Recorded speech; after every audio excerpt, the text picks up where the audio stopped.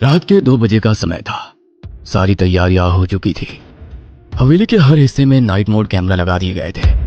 कुछ कुछ दूर पर एडवांस ऑडियो रिकॉर्डर के अतिरिक्त डिजिटल मल्टीमीटर फिट किए गए थे। रिद्धि को एक कुर्सी पर बांधा गया था।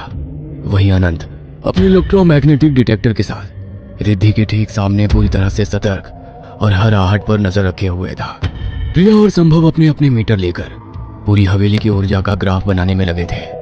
बीप बीप सन्नाटे को चीरती हुई एक आवाज प्रिया को यंत्र से सुनाई पड़ने लगी थी। अचानक ही प्रिया का मीटर रसोई के पास उच्च ऊर्जा का संकेत देने लगा।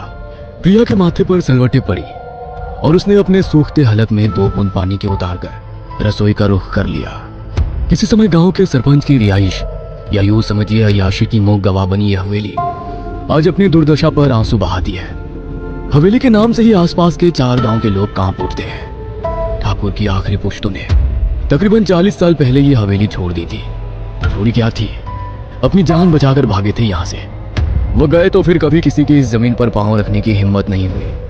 कहते हैं कई बार बहुत से हिम्मती और शैतानी ताकतों से लोहा लेने वाले इस हवेली में आए, लेकिन यहाँ से वापस लौटे तो किसी से कुछ कहने लायक ही ना रहे। इस हवेली की कहानी साधारण नहीं थी, बल्कि काफी रहस्यमयी और डरावनी थी। रसोई के अंदर पहुंचने पर प्रिया को खिड़की के पास से सबसे तीव्र और स्पष्ट सिग्नल मिल रहे थे। दूसरी तरफ संभव भी पूरी हवेली में सिग्नल का पीछा करते करते रसोई के पीछे की तरफ गार्डन में हाई सिग्नल देखते हुए पहुंच गया था। दोनों ने एक दूसरे को देखा और हाथ में पकड़े ग्राफ पर एक गोला खींच दिया। उन दोनों के हाथ में पकड़े मीटर का कांटा ये संकेत देते हुए शोर मचा रहा था कि उससे वहां कोई ऊर्जा मिल गई है। अचानक प्रिया और संभव के पास सिग्नल कमजोर होने लगे और अनंत के कमरे में लगे मीटर से बीप की तेज आवाज आने लगी। अनंत सावधान हो गया और एक गिलास में दवा की कुछ बूंदें मिलाकर रिद्धि को पिलाने के बाद उसके सामने डटकर बैठ गया। दवा के प्रभाव से रिद्धि की इम्यून पावर न्यूनतम स्तर पर पहुंचने लगी और शरीर के कमजोर होते ही वहां स्थित आत्मा ने उसके शरीर में प्रवेश कर लिया। कमरे में भय का वातावरण स्थापित होने लगा था। बाहर के कमरों से फुसफुसाहट और लोगों के चहलकदमी की आवाजें विचलित कर रही थी। कैमरा टूटकर नीचे गिर गया था। किसी एनर्जी को डिटेक्ट करने वाले सारे इंस्ट्रूमेंट एक साथ बीप की आवाज करने लगे थे। बाहर से उल्लुओं की हो की आवाज वातावरण में खौफ का मिश्रण कर रही थी। इसी बीच रिद्धि ने गर्दन को गोल गोल घुमाकर अचानक कुछ आवाजें निकालनी शुरू कर दी। क्या चाहिए तुमको? हाँ, भयानक डरावनी आवाज को झटकते हुए अनंत ने सवाल किया। देखो, हम तुम्हारी मदद करने आए हैं। हम दोस्त हैं, हमें नुकसान मत पहुंचाना। तुम्हें कुछ सहायता चाहिए तो कहो। देखो, हम जानते हैं तुम्हारे सामने हम कुछ भी नहीं, तुम्हारी शक्तियों को चुनौती नहीं दे रहे हैं। हम बस तुम्हारी बात सुनना चाहते हैं। शायद कुछ ऐसा है जो तुम कहना चाहती हो। हम मदद करना चाहते हैं, तुम्हें यहाँ से आजाद करना चाहते हैं। अनंत की बात सुनकर रिद्धि ने पहले नजरें तरेर कर उसकी ओर देखा, फिर एकाएक सिसकने लगी। मुझे मेरे ब्याह से उठा कर लाया था ठाकुर। जिसके नाम की मेहंदी रचाई, उसने तो मुझे घूंघट के इस पार देखा तक नहीं। लेकिन ये हवशी जल्लाद हर रात जब इसका मन भर गया तो अपने बेटों के सामने मुझे ले जाकर पटका। उनके लिए भी मैं बस एक दिल बहलाने का सामान थी। अपनी इस हवेली पर मुझे नाचने वाला खिलौना बना लिया था। इन सब लोगों ने हर रात महफिल सजती जिसमें ठाकुर के साथ उसके दोस्त यार सब मनोरंजन करते। कुछ समय बाद मैं एक बेटी की मां बन गई। अपनी बेटी की खातिर मैं बिना चूक किए हर रोज उनकी महफिल में नाचने लगी। धीरे धीरे समय बीता और मेरी बेटी 12 बरस की हो गई। मेरी तरह मेरी बेटी भी उपेक्षित जीवन जी रही थी। फिर एक दिन उन जल्लादों की नजर मेरी बच्ची पर पड़ गई। वो मेरी बेटी को उठाकर ले गए।